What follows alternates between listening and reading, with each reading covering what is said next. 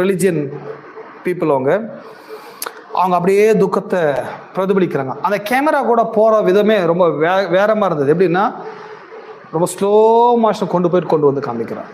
So அந்த துக்கத்தை அவங்க ரொம்ப இன்க்ரீஸ் பண்ணுறாங்க. என்ன நடக்குது? பீப்புள் என்ன நினைக்கிறாங்க, இன்னைக்கு செத்துட்டார் ஏசு, இன்னைக்கு உண்மையாகவே செத்து போனால் எப்படி இருக்குமோ அந்த மாதிரி ரியாக்ஷனை வெளிப்படுத்துகிறாங்க.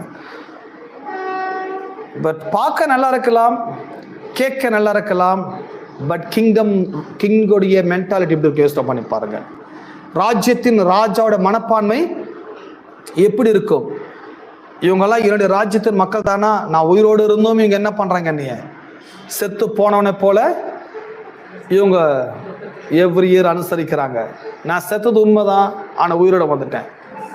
சாவு எவ்வளோ முக்கியமோ அது குறித்த வெளிப்பாடு அவ்வளோ முக்கியம். உயிர் தேடுதல் எவ்வளோ முக்கியமோ உயிர்